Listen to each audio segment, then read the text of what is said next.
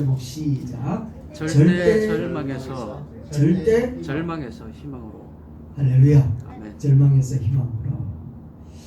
김진호 목사님 아시죠? 김진호 목사님은 결혼 주례에 가고 또 결혼하는 부부에게는 항상 오뚜기 인형을 선물을 한답니다. 오뚜기 인형을 선물로 받는 사람들이 목사님 장난하십니까? 이 장난감을 주십니까? 라고 물으면 늘 하는 말이 무엇인가 하면 앞으로 두 분이 부부가 되어서 살아갈 텐데 생각지도 않은 일 때문에 실패가 찾아오기도 하고 낙심할 때가 있을 겁니다. 그때마다 오뚜기처럼 다시 일어나라고 용기와 지혜를 지니라는 뜻으로 이렇게 오뚜기를 선물합니다. 라고 하면서 그 밑에는 뭐라고 글자가 적혀 있는가 하면 의인은 7번 넘어질지라도 다시 일어나느니라 라고 적혀 있답니다. 의인은 7번 넘어질지라도 다시 일어나느니라 이렇게 적혀 있답니다. 포기하지 않으면 하나님은 반드시 우리를 다시 일으켜 주시는 줄로 믿습니다. 아멘. 아멘이시죠? 2020년 말입니다. 그죠? 오늘하고 내일 다음 주 예배가 마지막 예배인 것 같은데 그죠? 한 해를 돌아보면 실패한 것도 많고 마음에 아쉬운 것도 많고 돌아보면 참 마음에 왜 그랬을까 후회되는 것도 참 많아요. 그죠? 어쩌면 지금도 그 상황을 감당하고 있으신 분들도 계시는 줄 압니다. 그러나 주님께 기도하고 다시 일어날 수 있는 용기와 또 결단을 갖고 있다면 하나님은 반드시 우리의 상황을 역전시켜내시는 그날을 우리에게 은혜로 주실 줄 믿습니다. 아멘. 오늘 본문이 그런 내용이거든요. 오늘 본문이 절대 절망의 순간, 절대 절망의 순간에 절대 소망을 품은 바울이 어떻게 하나님께서 역사함으로 구원함을 받았는가. 이것이 바로 오늘 우리들이 2020년도를 보내면서 여러분과 제가 붙들어야 되는 말씀이고 또 우리에게 주시고자 하신 하나님의 메시지라는 겁니다. 21년도가 어떻게 펼쳐질지는 아무도 모릅니다. 그러나 분명한 것은 하나님의 뜻을 이루고자 하나님 앞에 우뚝 서 있는 사람은 반드시 하나님의 역사하시는 그 가운데 주인공으로 서게 될 줄로 믿습니다. 아멘. 아멘이십니까? 오늘 이 바울은 알렉산드리아호라고 하는 배를 타고 무려 276명이나 되는 엄청난 사람들이 탔어요. 여러분, 저 당시에는 모터가 있는 그런 배가 아니거든요. 손으로 저어가는 그런 배요. 바람을 따라서 움직여가는 그런 배였단 말이죠.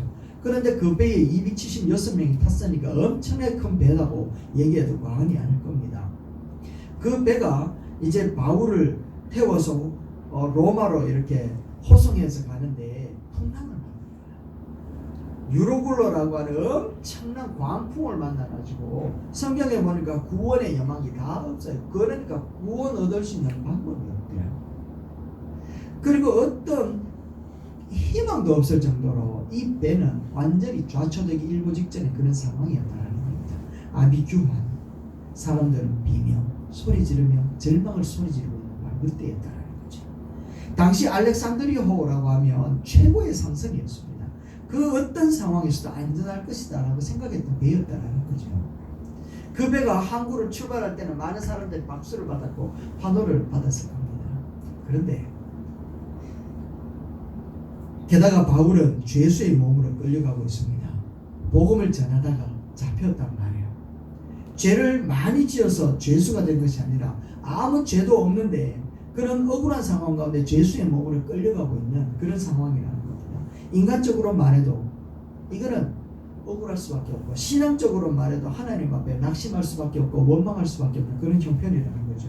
세상을 향해서 절망이 휘몰아치는 그 태풍 앞에 신앙적인 모습도 완전히 절망할 수밖에 없는 그런 형편으로 딱 내몰려져 있는 그런 상황이라는 겁니다. 그런 상황이라면 여러분이나 저는 어떻게 대처할까요? 어떤 상황으로 벌어졌을까? 바울의 심정이 어떠했는지 19절과 20절 말씀에 이야기를 하고 있습니다. 우리 같이 한번 봅시다. 19절과 20절 말씀입니다. 같이 한번 봅시다. 시작. 사흘째 되던 날에 배의 기구를 그들의 손으로 내버리니라. 여러 날 동안 해도 별도 보이지 아니하고 큰 풍랑이 그대로 있으니 구원의 여망마저 없어졌더라. 여기에 자꾸 이제 사흘이라고 하는 말이 종종 나오잖아요. 사흘이라고 하는 말은 인간의 한계를 드러낸다라는 거예요. 인간의 한계. 작심 3일. 말이에요. 작심도 3일 가면 3일만 넘으면 이게 뭔가 일을 할 수 있는 것 같아요. 금식도 제일 힘든 게 언젠가 하면 3일째. 마치 그와 같이 이제 풍랑을 만나서 3일쯤 되니까 희망이라고 하는 것이 없어져 버렸다. 뭐도 잃어버렸대요? 별도, 달도 희망이 없다라는 거예요. 완전하게 절망의 상태, 절체절명의 상태, 두 팔 두 다리 다 떨고 있는 그런 상태.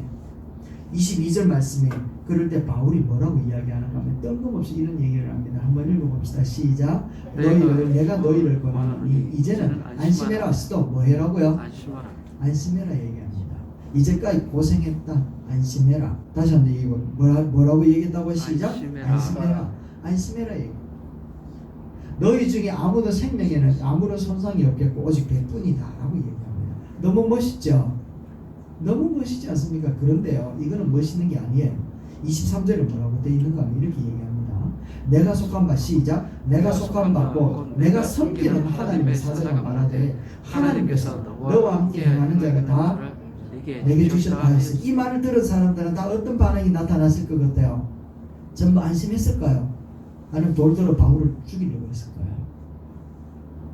여러분, 정말 허무맹랑한 말입니다. 자기도 죄수잖아요. 꽁꽁 묶여가 있다니까요. 온몸에 묶여져 있는 상태에 주변 사람들은 완전 토해내고 있고 그 사흘 동안에 살려고 자기 짐도 다 내던지고 있는 그런 상태에 풍랑은 계속되어지고 별도 달도 보이지 아니하고 어떻게 구원 얻을 수 있는 방법도 없는, 그런데 뜬금없이 바울이라고 하는 이 사람이 일어나가 하는 말이 안심해라 얘기합니다. 말도 안 되는 소리지. 차라리 우리가 이제 죽었다 라고 이야기하는 게 오히려 더 되었어요. 더 맞는 말인지도 모른다는 거죠. 그러니까 주변 사람들은 뭐라고 이야기하는가 하면 너도 구원하지 못하면서 뭘 구원한단 말이에요. 그죠? 너도 죄수면서 뭐 안심하라 얘기를 하노. 니나 먼저 구원해라. 그리고 난 다음에 우리를 구원해라 이렇게 하지 않았을까요? 사실 바울도 이런 말을 하는 것이 별다고 쉽지는 않았을 거라는 겁니다. 왜냐하면 아까도 말씀드렸지만 환경과 상황은 안심할 상황이 아니거든요. 만약에 그러다가 안 되면 어떡할 건데? 안심해라 했는데 계속 그래야 되고 계속 문제가 터지고 있으면 어떻게 될 건데? 말은 했는데 아무런 일도 일어나지 않으면 어떡할 건데? 그죠? 우리도 종종 그런 경우가 있잖아요. 어떤 대상을 놓고 기도하다가 보면 나도 모르는 가운데 마음에 감동이 주어지고 마음에 응답을 받을 때가 있어요. 그죠? 주의 음성이 들릴 때도 있더라는 거예요. 그렇다고 우리가 다 말하는 건 아니잖아요. 왜 말 못해요? 안 되면 우습고 싶어서. 그죠? 걱정 때문에 그렇다는 거죠. 아무 일도 안 일어나면 어떡하지? 말했다고 아무 일도 안 일어나면 어떡하나? 내 형편에 나도 지금 뭐 힘들어 죽겠는데 뭐 남 걱정하노? 내 형편 때문에 말도 못한단 말이에요. 뿐만 아니라 더 심각한 것은 이게 하나님의 음성인지 내가 하고 싶은 말인지 이게 구분이 안 돼. 그러니까 하나님이 내 가운데 감동을 줘도 그걸 말로 선포를 못하는 거예요.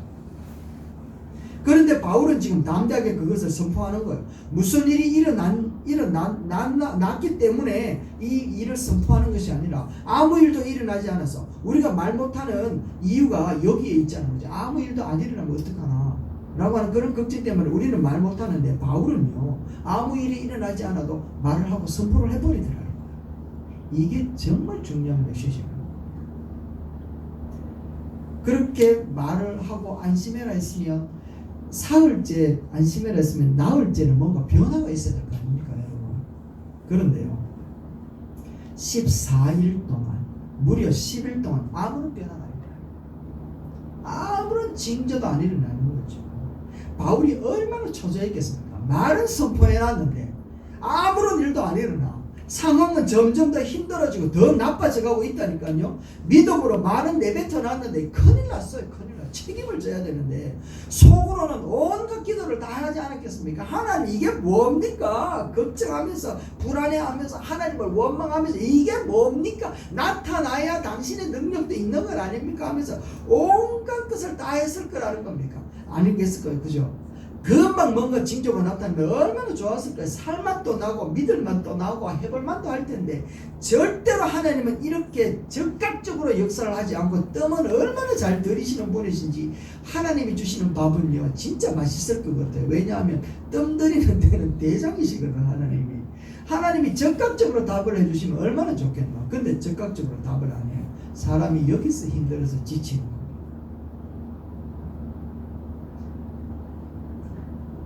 하나님이 일하시는 방법은 바로 뜸들이시면서 일하는 방법이더라는 거예요. 아브라함을 부르시고 모든 민족의 구원하시고 모든 믿는 자의 조상이 될 것이라고 얘기를 하고 너의 자손이 하늘의 별과 같이 모래의 그 바다의 모래와 같이 많을 것이라고 이야기를 했는데 정작 아브라함이 100세가 될 때까지 아들 하나 안 주셨잖아요.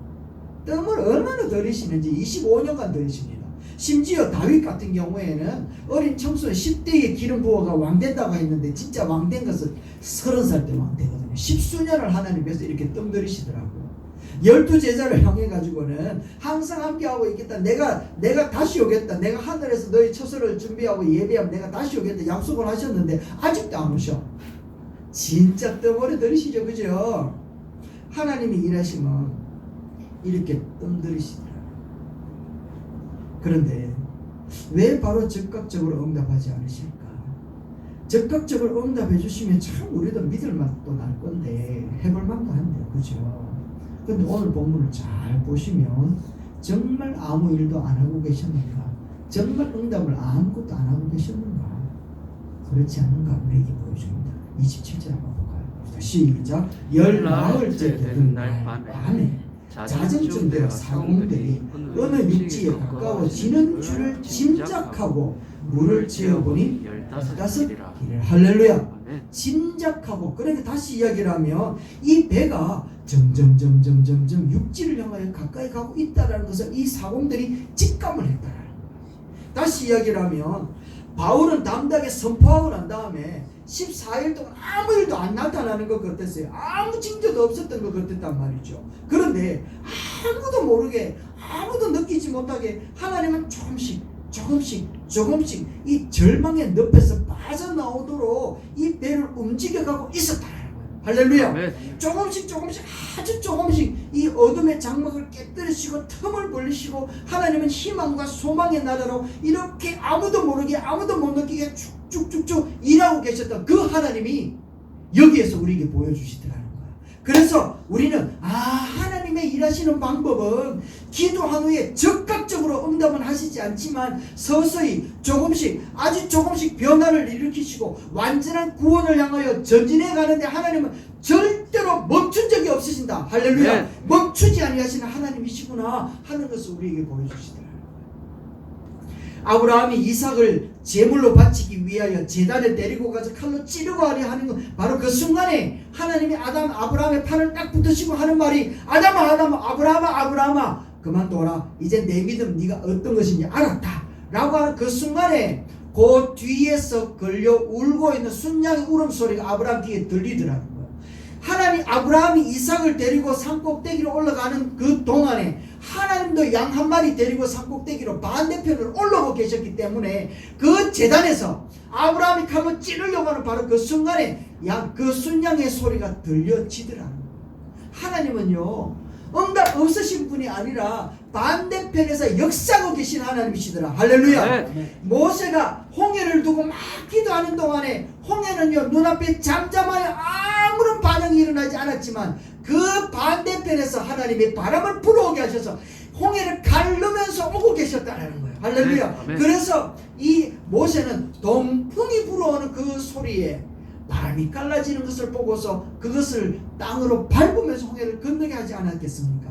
여러분, 하나님께서 이 기드온의 300용사들이 준비하여 있는 동안에 천군 천사들을 준비하시던 미디안 백성들의 목을 꺾으려고 훈련하고 계셨다는 거, 여러분 그것을 꼭 믿으시는 여러분 되시기 바랍니다. 네. 고난의 현장에서 믿음의 고백을 한 성도를 향하여 하나님은 그 순간부터 조금씩 아주 완전한 구원의 푸른 초장으로 인도하기 위하여 우리를 옮겨놓고 계시는 줄로 믿습니다. 네. 아멘. 그 구원은 그 누구도 깨뜨릴 수 없다는 거죠. 14일 동안 그들은 아무 일도 일어나지 않은 것 같은데, 그런데 그 조금씩 그 움직여가는 것을 누구는 느꼈다고요? 사공은 직감했다는 거예요.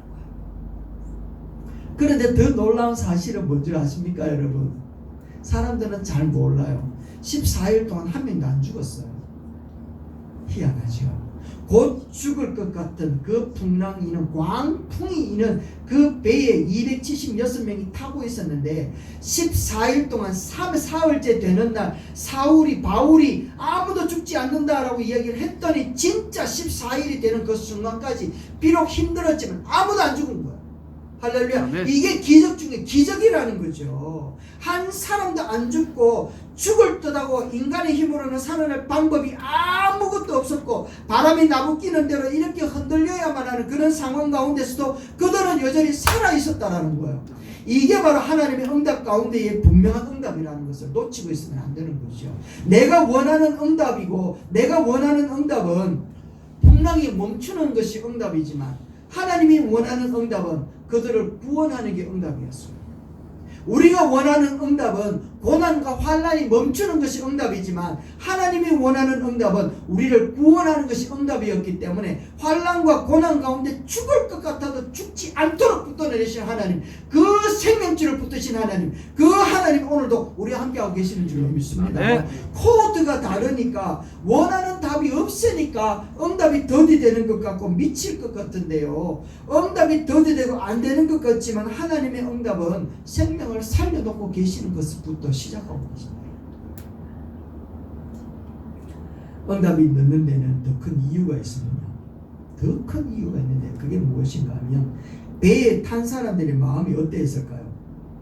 며칠 동안 바울이 이야기했는 것에 대해서 아무런 반응이 나타나지 않았어요. 그러니까 배에 타고 있었던 사람들은 바울이 이야기했는 말에 대해서 아무도 신경을 안 썼겠죠. 뿐만 아니라 바울을 향해 비아냥거리기도 하고 조롱도 했을 겁니다. 3차 선교 여행을 10수년을 하고 난 다음에 와서 그 가이사랴에서 붙들렸거든요. 가이사랴에서 2년 동안 있으면서 복음을 그렇게 전가하고 하나님의 나라를 그렇게 전가했던 바울을 붙들고 로마로 가는데 이 군사들은요 전부 다 바울을 조롱하면서 비아냥거렸을 겁니다. 네가 그렇게 복음을 전했던 너 하나님 어디에 있느냐? 사흘 전에 그렇게 생명을 살려낼 것이라고 했던 그 하나님은 지금 죽었느냐? 바람도 일으키지 못하고 아무것도 하지 못하고 있지 않느냐? 하면서 얼마나 조롱했을까라는 거예요. 그러다가 이제 살 길이 열리는 바로 그 순간에 그들의 뒤통수는 두들겨 맞은 것처럼 충격이 느껴졌을 것입니다. 아, 이제 살았다. 그런데 저 죄수 바울이 한 말이 맞네 라는 거죠. 바울이 한 말이 맞네. 바울에게 말한 하나님이라는 신이 진짜 맞구나. 가이사랴에서 그렇게 외쳤던 그 예수 그리스도 그 하나님이 진짜 살아계시는 거 맞네 라고 하면서 바울을 향하여 바라보았던 그 반응이 완전하게 달라졌을 뿐만 아니라 바울의 말에 신뢰하면서 순종하는 모습으로 나타나게 되었다는 거예요. 그러면서 하나님의 말씀 앞에 온전하게 순종하는 그들의 모습들을 우리에게 보여주게 되는데요. 31장 말씀에 한번 보세요. 뭐라고 이야기하는가 하면 바울이 백부장과 군인들에게 이르되 이 사람들이 이 배에 있지 아니하면 너희가 구원을 얻지 못하리라 하니 이에 군인들이 거룻줄을 끊어 떼어버렸다. 이 거룻줄이 뭔가 구명보트거든요. 구명보트를 아싸리하게 잘라버린 거예요. 왜? 이 배에 있지 않으면 구원을 얻지 못하니까 구명보트 타고 도망가면 죽는다라는 거예요. 그리고 33절 말씀에도 보세요. 뭐라고 이야기하는가 하면 이렇게 이야기하고 있거든요. 바울이 여러 사람들에게 음식 먹기를 권하니 배부르게 먹고 밀을 바다에 버려 배를 가볍게 하였다. 다시 이야기를 하며 지금 백부장, 군사, 배 안에 있는 선원들 전부 다 누구 말에 순종하고 있습니까? 바울의 말에 순종하고 있다니까요. 바울을 완전하게 신뢰하고 있다라는 거예요. 바울은 지금 어떤 형편이었는데 죄수의 형편이었거든요. 아무도 그들도 보지 않았고 선장의 말을 따라서 배를 출발했던 사람들이었고 백부장의 말이라면 그 백부장의 말을 순종하는 군인들이었잖아요. 그런데 지금은 오히려 백부장도 바울의 말을 듣고 있고 선장도 바울의 말을 듣고 있고 선원들도 바울의 말을 듣고 있다라는 거예요. 다시 이야기하면 하나님의 말씀 앞에 온전하게 순종하는 그 모습들을 우리에게 보여주고 있단 말이죠. 하나님 없이 살던 사람들이었어요. 그들이 세상의 권위에 무릎을 꿇었고 풍요와 다산이라며 목숨을 바쳐가면서 일했던 자들이었단 말이에요. 하나님을 귓등에도 듣지 않았던 사람들이었는데 하나님의 역사 가운데서 이렇게 등장하는 모습을 보면서 그들이 다 이 하나님 말씀 앞에 무릎을 꿇는 그런 모습들을 보여주면서 자연의 모든 이치를 다스리는 분은 누구다? 하나님이시구나. 세상의 권위는 자연 앞에 다 사라지고 여지없이 사라지지만 하나님의 권위는 절대로 없어지지 아니한다. 할렐루야. 네. 하나님의 나라는 영원하구나. 네. 하나님의 통치는 지금도 계속되고 있구나. 네. 만왕의 왕은 여호와 하나님이시다. 네. 하면서 그들이 무릎을 꿇는 모습을 그 배에서 보여주고 있다. 왜 응답이 더디되지 않으시는지 아시겠습니까? 왜 즉각적으로 응답하지 않느냐 하면 바로 완전한 구원을 일으키기 위해서 그렇다는 거죠. 그래서 하나님의 통치, 하나님의 왕대심을 선포하기를 원했다. 그리고 믿음의 사람들을 더 성장시키기 원해서 그랬던 거죠. 여러분, 저는 병원에 이틀 입원해 본 적이 한 번도 없습니다. 그래서 병원에 이틀 이상 계시는 분의 심정은 저는 잘 모릅니다. 그런데 이제 그 소설 속에나 이런 부분에 표현되어 있는 것을 보면 공감은 갑니다. 왜냐하면 이런 부분들이었기 때문에 그래요. 장시간 심하게 아파본 경험이 있는 사람들은 밤이 그렇게 길게 느껴진대요. 밤이 그렇게 길게 느껴진대요. 잠자고 일어나면 아침이 되어야 되는데 잠자고 일어나면 새벽 2시라 30분 잤어. 정말 푹 잤는데 일어나면 1시간밖에 못 잤다. 심지어 어떤 사람은 수면제를 한 10대빨 먹고 이제 죽으려고 하면서 10대빨을 먹었는데 다음날 아침 일어나니까 새벽 5시 일어나더래요. 수면제도 소용이 없을 정도였는데 그 정도로 밤이 길게 느껴지더래요. 그래서 얼마나 되었을까 싶어서 캄캄하니까 밤에 분별이 안 돼. 그래서 이제 시계를 딱 보면 새벽 4시. 아, 이제 1시간 2시간만 지나면 아침이 오겠네. 가늠이 되더라고요. 정말 밤이 그렇게 길게 느껴지고 그 긴 그 밤을 분간할 수 있는 것은 시계밖에 없더라는 거죠. 마찬가지로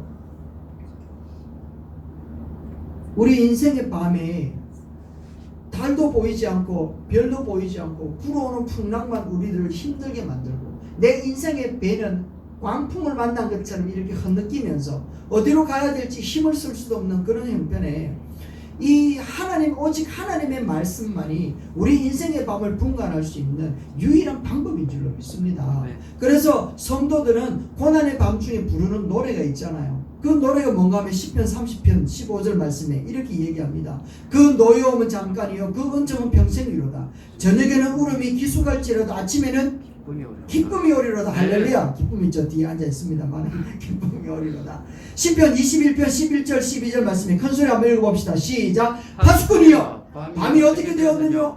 파수꾼이 가로되 아침이 오리니 밤도 오리라. 할렐루야. 네. 아침이 올 거라는 아침이. 그렇게 밤이 있으면 아침이 있을 것이다. 밤만 계속되는 것이 아니라 아침이 온다 라고 하면서 주의 성도들은요 고난의 밤에 주의 말씀을 위로 삼아서 그것을 기준 삼아 아침은 와 하면서 말씀 부여잡고 주님의 말씀 앞에서 우리들이 묵상하면서 우리들의 믿음이 점점 자라나는 것.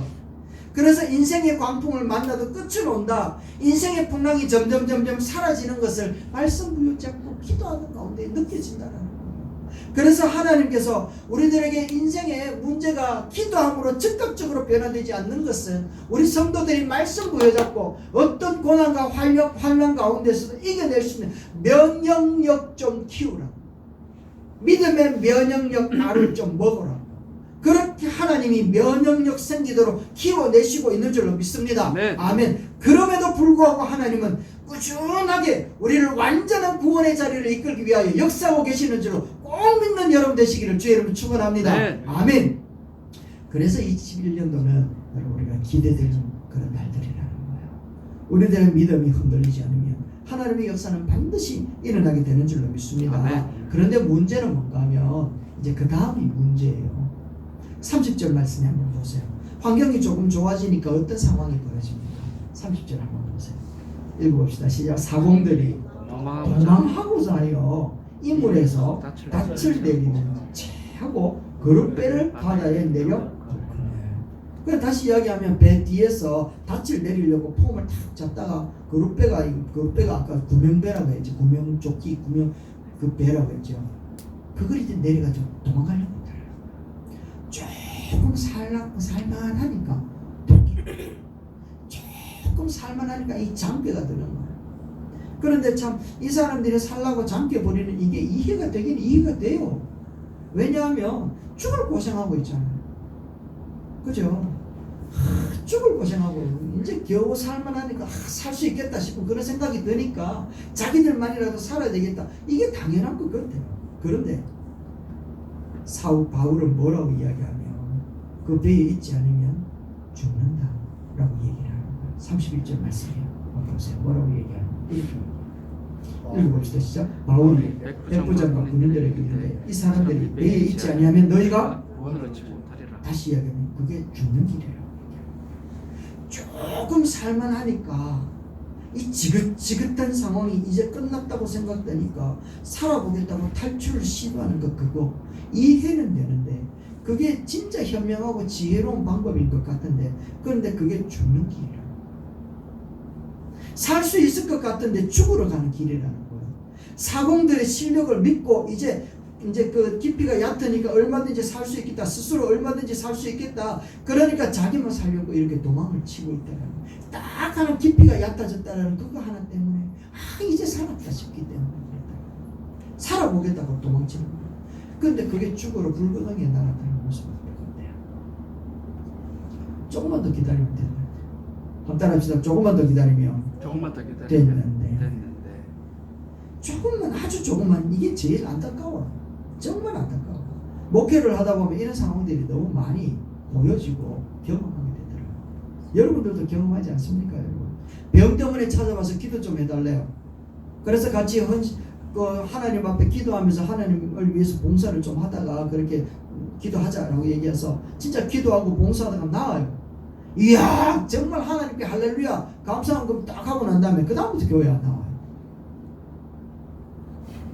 여러 가지 문제를 갖고 해결해보고자 믿음으로 감당하다가 문제가 해결되어지면 어디 갔는지 정말 그 영감 핫바지 바람 빠지듯이 훅 사라져버리고 없더라고요. 참 안타깝지 않습니까? 여러분도 보고 느끼죠. 그죠? 그게 우리들의 현실과 문제라. 그게 죽는 길이라는 거 몰라요. 죽는 길이라는 거. 조금 살만하니까 주님을 떠나버려요. 조금 괜찮아지니까 내 힘으로 감당할 수 있다 싶으니까 나가버려요. 일단 진짜 큰 고다치잖아요. 끝까지 주를 따를 수 있게 되기를 주의 이름으로 축원합니다. 바울이 얘기를 하잖아요. 이 배에 있어야 구원을 구원의 방주에 타고 있어야 구원을 얻고 주님의 앞에 꼭 붙들림 받아야 구원을 얻는다라는 거. 여러분 그 역사가 우리 가운데 꼭 일어나기를 원하고 조금 살만하니까 주님 떠나는 일 없기를 당부합니다. 아멘. 네 감사합니다. 우리는 그렇지 않잖아요. 이 정도 했으면 아마 안 됐겠나 싶어요. 이제 마지막입니다. 날이 새니까 어떤 상황이 되어지는가 하면 아까 우리 찬양 가운데 역전되리라 했잖아요. 그죠? 그 역전의 역사가 나타나는 거야. 34절 말씀입니까? 보세요. 음식 먹기를 권하니 시작. 음식 먹기를 권하니 이것이 너희의 구원을 위한 것이다. 너희 중 머리카락 하나도 잃을 자가 없으리라 라고 이야기를 하는 거예요. 그러니까 내일 역전의 현상이 나타나니까 그런데 아직까지는 아무 현상이 아무런 변화가 없잖아요. 아무런 변화가 없어요. 그런데 내일 일어난대. 그러니까 음식 먹자라고 이야기를 하는 거예요. 그러니까 이제 14일 전에 내가 했던 말 봐라 거짓말 아니지. 그죠? 내가 섬기는 하나님께서 그렇게 말했다 아이가. 너희 머리카락 하나도 잃어버리지 않게 하겠다 했으니까 조금 더 염려하지 마라. 먹어라 괜찮아 먹어. 그리고 바울도 하나님 앞에 축사하고 그래 감사기도 하고 음식기도 하고 먹었다는 거예요. 절체절명의 순간에 그 배에 타고 있었던 276명의 생명이 머리카락 하나도 안 상하고 다 구원함을 얻게 되는 놀라운 역사가 나타납니다. 할렐루야. 아멘. 이런 역사가 나타나게 되어진 이유가 어디에 있었는가 하면 한 가지 이유입니다. 그 배에 누가 타고 있었다고? 바울이 타고 있었기 때문에. 할렐루야.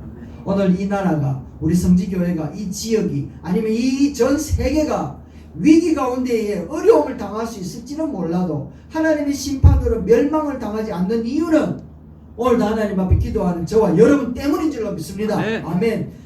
바울이 왜 바울이었기 때문에 하나님이 그를 구원하였느냐 이게 중요하지 않겠습니까? 11절 말씀에 나와 있어요. 같이 한번 읽어봅시다. 시작. 그날 밤에 주께서 바울 곁에 서서 이르시되 담대해라. 네가 예루살렘에서 나의 일을 증언할 것이다. 로마에서도 증언하여 하리라. 할렐루야. 아멘. 이거는 바울이 지금 배 타고 출발하기 전에 하나님이 바울에게 주신 메시지였거든요. 비전이었거든요. 야 바울아, 네가 로마에 가서 황제 앞에 가가지고 증언할 거다 라고 얘기를 하면서 하나님이 바울에게 이렇게 비전을 보여줬어요. 풍랑이 이는 그 상황 가운데서도 바울은 이 비전을 부여잡고 있습니다.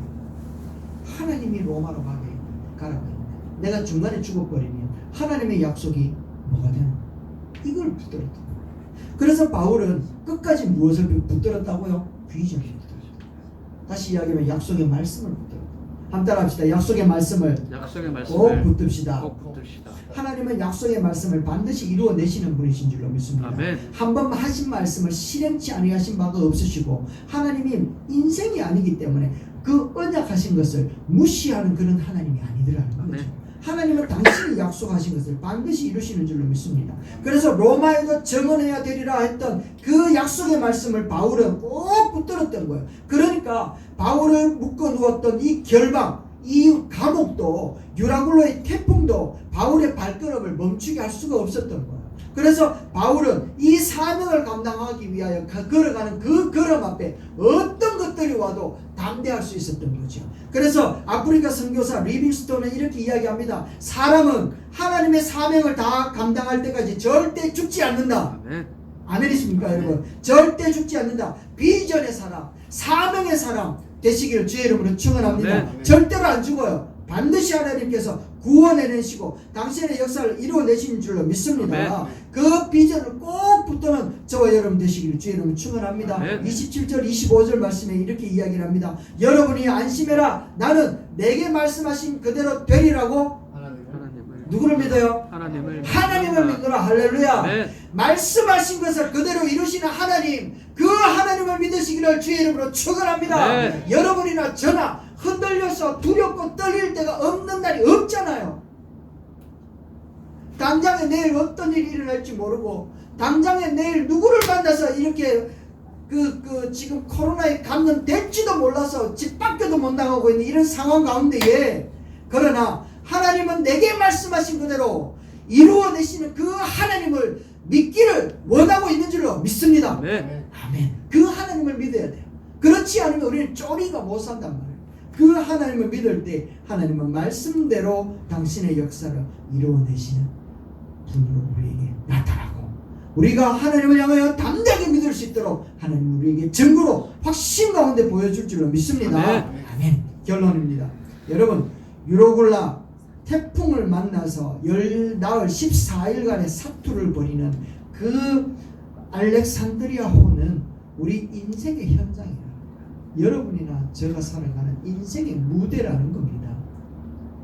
고군분투하면서 살아가는 우리들의 현장이라는 거죠.